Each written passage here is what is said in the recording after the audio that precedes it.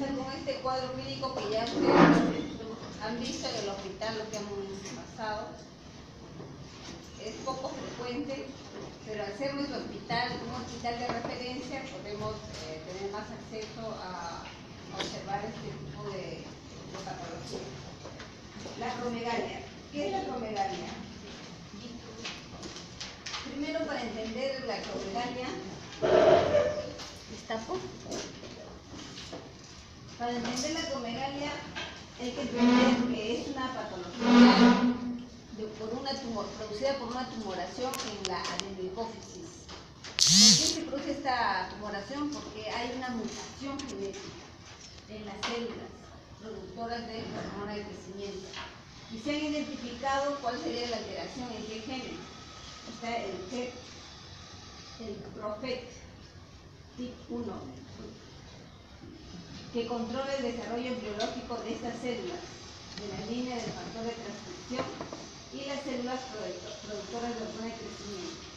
La hormona de crecimiento es una molécula grande, tiene 191 aminoácidos y es de una secreción pulsátil, más o menos 10 pulsos al día.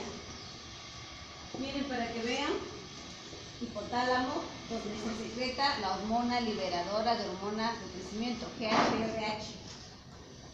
La adenohipófisis y la neurohipófisis.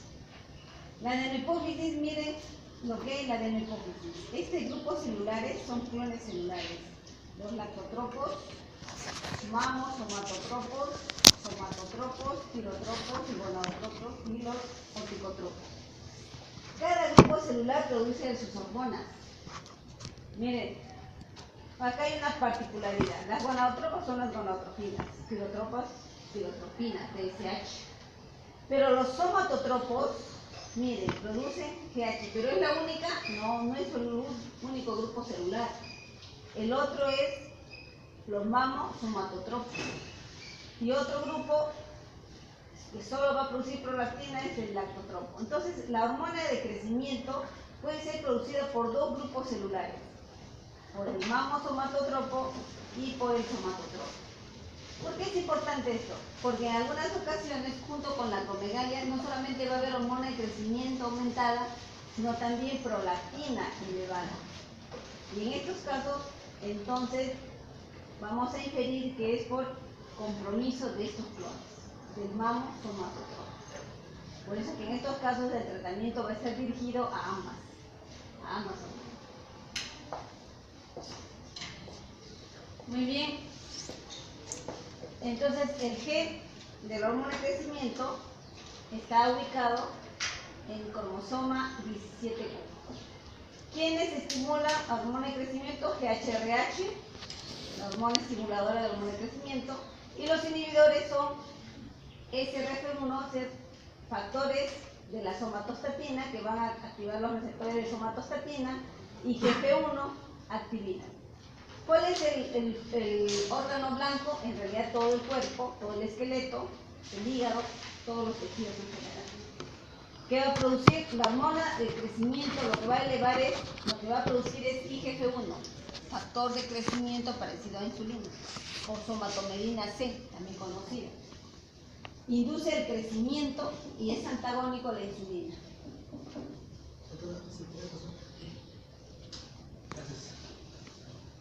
Muy bien, la hormona de crecimiento tiene una secreción pulsátil y en estados de ayuno aumenta la secreción. La edad y la obesidad disminuyen la secreción de hormona de crecimiento. Por eso con la edad va disminuyendo la hormona de crecimiento.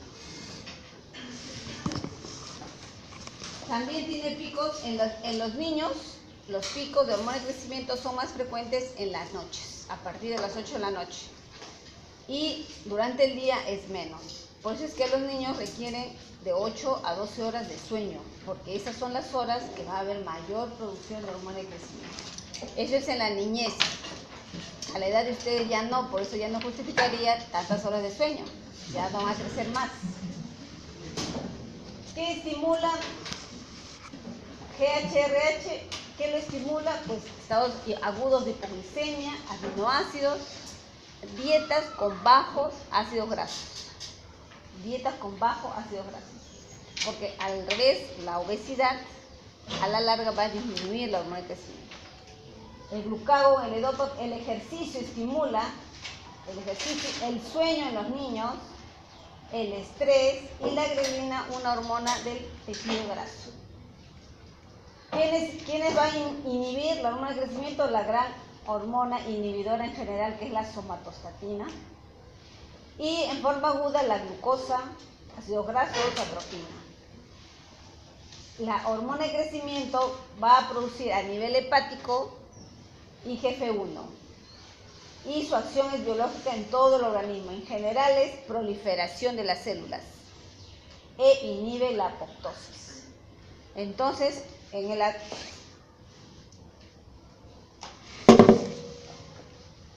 de la somatostatina, esto es importante que sepan porque va a estar en relación al tratamiento que vamos a hablar.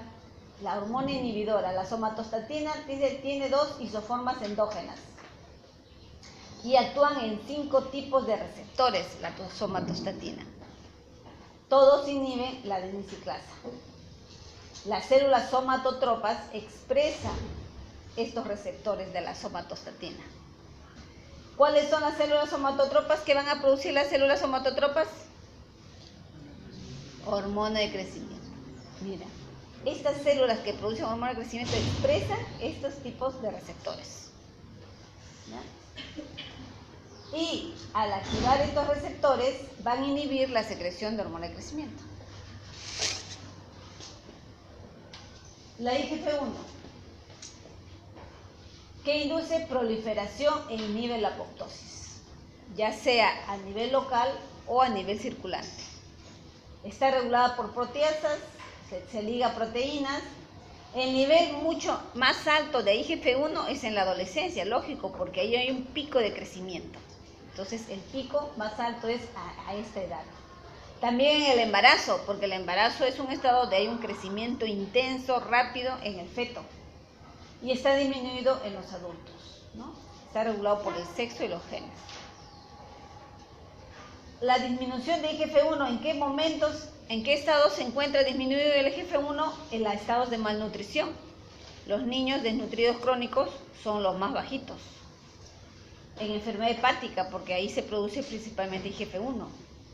En los estados de hipotiroidismo, porque hay disminución de todo el desarrollo del organismo. Y en los diabéticos mal controlados solamente, sobre todo lo vemos en los diabéticos tipo 1, en los niños, que es difícil compensar, hay una disminución de la IGF-1. Entonces, la acromegalia es por mutaciones de la proteína G-alfa. En el 40% de tumores se ha identificado. También se ha identificado que hay genes transformadores del tumor pituitario que estarían sobreexpresados. Y también se ha observado que hay una pérdida de expresión del factor proapoptótico. Ese que produce apoptosis, pérdida de esa expresión, ¿no? Del que detiene el crecimiento. Entonces, no es solamente una etiología única o una alteración genética única, sino son varias. Esas son las identificadas. La más frecuente es la primera, ¿no? Pero hay otras.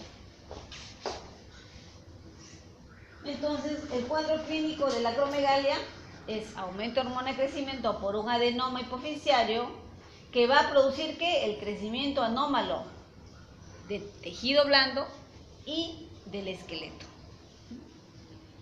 El cuadro clínico llamado acromegalia es el que se presenta cuando haya fusión de los cartílagos de crecimiento, o sea, ya en etapa adulta.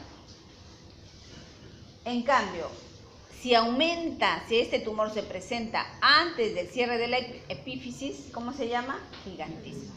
Esa es la diferencia, pero la etiología es la misma. Muy bien, el 90% de estos adenomas son benignos. Son monoclonales. Quiere decir que solo afectan un clon celular. Como habíamos dicho, puede ser somatotropos o el mamo somatotropos. Es una de las dos. Son monoclonales. y están rodeados por tejido normal. Son de crecimiento lento. La edad promedio de aparición o de diagnóstico es 50 años, ¿verdad? El 25% de estos casos hay cosecreción de prolactina. Más del 70% son macroadenomas. Macroadenomas, eso es lo característico, son macroadenomas. Este cuadro clínico uno demora en diagnosticar 7 años, por ser el crecimiento, la progresión es muy lenta, que pasa imperceptible los cambios incluso dentro de la familia. Muy bien, las causas de tumor hipoficiario, miren, en la adenohipófisis, pero también pueden ser extrahipoficiarios, que son rarezas, pero puede haber. Donde a nivel páncreas, dentro del síndrome de neoplasia endocrina múltiple, y patologías familiares como la acromegalia familiar, síndrome de Carney, que es otras patologías reunidas, y el síndrome de McBride-Albright, que son patologías congénitas.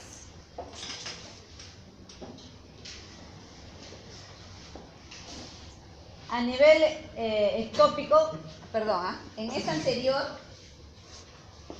en estos síndromes familiares se puede ver el cuadro de acromegalia, puede ser parte del cuadro de estos síndromes. De estos síndromes, neoplasia endocrina múltiple, puede haber un tumor hipoficiario. Carney síndrome puede haber acromegalia, o sea, en estos síndromes pueden estar relacionados, puede haber cuadro clínico de acromegalia. Muy bien, ahora, ya no hay tumor en la adenohipófisis. ¿En qué otro lugar podría ser? Sería el extrahipoficiario. El extrahipoficiario. Y este extrahipoficiario, que es una rareza, pero cuando encontramos esto, puede ser ¿dónde? En las células del páncreas. En las células del páncreas, linfomas o iatrogénicos por exceso de administración de hormona de crecimiento. ¿En quiénes vemos eso exceso? ¿En quiénes ven ustedes el exceso de aplicación de hormocrecimiento? Se ve mucho en los físico-culturistas, ¿no? O sea que en esa promoción, no. En esta promoción no. Puede haber. ¿En qué casos el tumor puede ser ya no hipoficiario, sino hipotalámico? Puede haber, que también es una rareza. Un tumor hipotalámico que produzca exceso de GHRH. ¿Cómo es esto? Los gangliocitomas. Los gangliocitomas pueden producir acromegalia, pero es un tumor hipotalámico. A nivel periférico también se pueden encontrar los carcinomas bronquiales, o sea, tumores carcinoides, tumores a nivel del pulmón, células pequeñas, adenomas adrenales inclusive, están relacionados con otra patología concomitante, con carcinoma medular de tiroides, como la neoplasia endocrina múltiple, y los feocromocitomas, que también podrían acompañar a estos cuadros. Entonces la incidencia de acromegalia es bien bajo, 3 por millón por año. Varía de población en población, pero es poco, es bajo. Prevalencia 60 por millón. Y miren, el problema es que demora de 7 a 10 años para diagnóstico.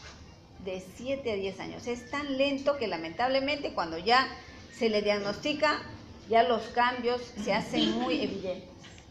La tasa de mortalidad es 1.4. ¿Y cuáles son las causas de mortalidad en estos cuadros? Hipertensión, diabetes, cardiomiopatías, apnea del sueño. Es una patología cardiovascular. Su muerte es por mortalidad cardiovascular. Está asociado a niveles, lógico, de aumento de hormona de crecimiento más de 2. En estos, se dice, esta patología acorta la vida del acromegálico en 10 años. Acorta la vida en 10 años. La incidencia depende del lugar, ¿no? Incidencia anual, variable. Entonces, el cuadro clínico de la acromegalia, miren, todo el crecimiento acral. Pero lo van a entender mejor. Y acá es artritis degenerativa, dolores articulares, hipertensión por retención de sodio. Como todo crece, todas las partes blandas crecen. Les voy a mostrar mejor un dibujo. No sé si pueden distinguir acá. Ustedes ven a un acromegálico y vieron a todos los acromegálicos. En la cabeza, lo que se ve en la cara es aumento del pliegue frontal. Todo el tejido blando crece. Entonces, lo aprecian sobre todo en la piel, donde está sobre una superficie ósea. Pliegues. Puede haber crecimiento de la nariz, ensanchamiento nasal, de los labios gruesos, lengua, macroglosia, pabellón auricular. A nivel de las manos, síndrome del túnel carpiano, porque hay compresión del nervio óptico. Sudoración, es una piel sudorosa y ustedes ven en la espalda los folículos pilosos puntiformes porque proliferan los folículos. Glándulas sudoríparas. Pies y manos grandes. Hay galactorrea. Puede haber galactorrea por un efecto intrínseco de la hormona de crecimiento o porque estaría acompañado de aumento de prolactina. Hipercalciuria, también por efecto de GH. Y la hormona de crecimiento es una hormona anabólica, por lo tanto puede producir resistencia a la insulina, intolerancia a la glucosa, diabetes. Apnea del sueño, obstructivo y central. Hay más incidencia de cáncer de colon en estas patologías. Hay visceromegalia, todo crece. Tiroides, tiromegalia, cardiomegalia, hepatomegalia, esplenomegalia, todo crece. Y hay efectos metabólicos a nivel de los lípidos, aumenta triglicéridos, colesterol, LDL, a nivel de los carbohidratos, intolerancia a la glucosa, diabetes, minerales, hipercalcemia y electrolitos, puede haber aumento de la aldosterona y en la tiroides, aunque está disminuido la globulina ligadora a hormonas tiroideas, hay tiromegalia, pero no hay alteración de las hormonas tiroideas. Este es otro paciente. A nivel de los maxilares todavía quedan vestigios de cartílago y eso crece también. Por eso es que produce una ligera, acá se observa ligero, pero la evolución puede ser. A ver, el último alumno que ha entrado, ven acá, siéntate acá. Sí, tú. Siéntate acá, sí, siéntate acá.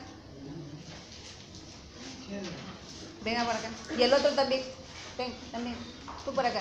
Sí, tú. Ven acá. Acá.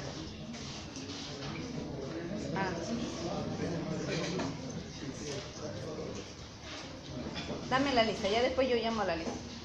Dame la lista. Yo voy a llamar. Falta. Sí, no se preocupen la lista. Lo más importante va a ser la nota en el examen que la lista. Ya. Prognatismo. Esto se llama prognatismo. Miren. ¿Cómo se llama esto? Macroglosia. Miren. Dame la lista.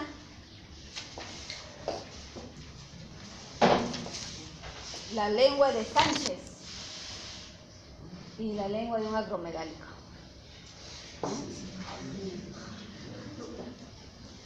Una mano, acá no se puede ver muy bien, pero son manos, dedos anchos. Miren, este es un cuadro clínico, pero no de un acromegálico, sino de un gigantismo, porque los dedos no son anchos, son más bien largos, ¿no? Toda la manita está larga. Pero para que vean este cuadrito. Este sí es un pie de un acromegálico, miren. Es un pie ancho, dedos anchos. Miren. En la frente, pliegues frontales, nariz ancha, labios gruesos, manos, miren, sus manos anchas, leve prognatismo. Y si ustedes examinan el cuero cabelludo, va a haber pliegues en el cuero cabelludo. Miren, mano más, dedo.